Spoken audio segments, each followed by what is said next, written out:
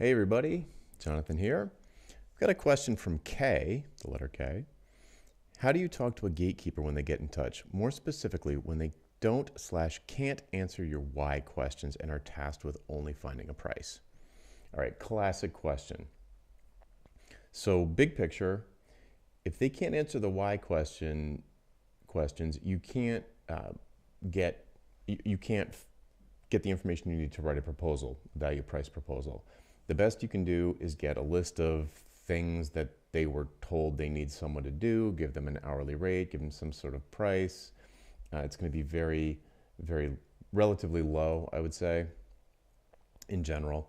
But when in a situation like this, they are reaching out to probably a lot of people. They're probably putting out an RFP or an RFQ, and you're going to get compared apples to apples to a bunch of other people who do what you do. It's a bad situation to be in, and you need to break through it. Unless you just want this sort of low-level cash flow, you need the job really bad. Fine, take the job. But if you want to break through that and get past the gatekeeper, as the question asker is implying, you need to go past that and get people on the phone or in person who can answer real questions about the underlying motivation for the project. So what happens a lot of times is sort of someone far up the food chain, let's say president, CEO, founder, has some mission or new strategy or is reacting to some market condition that's a big deal, and they say, get me someone who can do this thing. And they sort of delegate that to someone who doesn't have the full picture, the full understanding of what the real desired outcome is. There's been a self-prescription or self-diagnosis on the part of the leader, and then that's been passed down, and the people who are actually interviewing folks like you don't know what the desired outcome is for the business. They haven't been given the big picture, so they cannot answer these why questions. So a couple ways you can deal with that.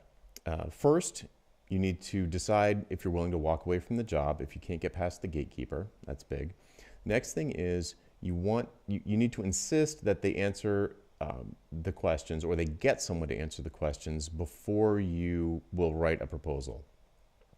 And the way that you do that is by saying, let's say they send you an email and say, hey, I'm from HR at ABC company.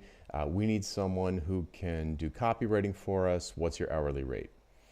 And you would reply to them, thanks for your note. I'd love to talk. I don't have an hourly rate. I will give you a project price. If that's acceptable, just hit reply and we can exchange some times and set up a phone call.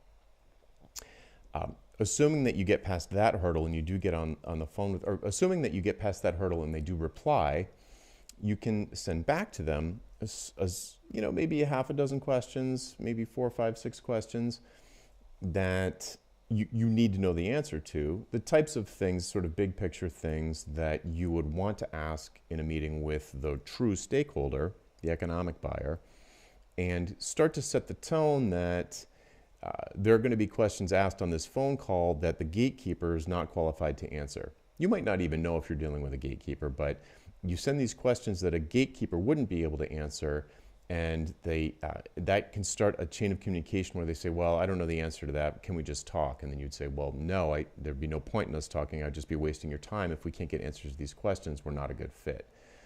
So if you could invite folks who can answer these questions, then please do so.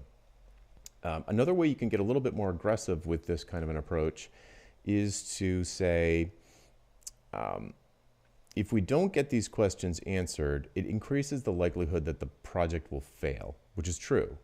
So you can almost make a fight or flight reaction in the gatekeeper by saying, I would love to give you a price for this, and I can get to work and we can move forward, but I would be concerned that 6 months down the road, we're no closer to your boss's goal, the economic buyer's goal, than when we set out, and you'd be $50,000 poorer. I don't really want to take your money unless I'm confident that I can improve your business in some way. I mean, that's the crux of it.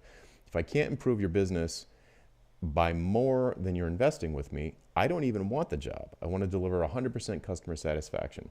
So let's find out what 100% customer satisfaction looks like, which means talking to the economic buyer and get answers to these why questions that I have here. And again, what I'm saying in this particular approach is to put it on them that if the project fails, it could be bad for them. So you sort of trigger their self-interest and say, well, if you guys really spent $1 million with me in 6 months, your boss isn't happy, who's going to get blamed for that? Not me.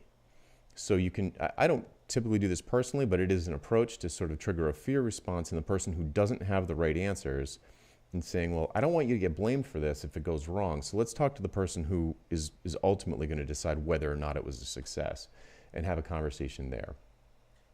All right, that's probably enough on that. Thanks, folks. If you have a question, just hashtag Ask Jonathan on the internet anywhere and we'll find it. And I'll get to it as soon as I can. Bye.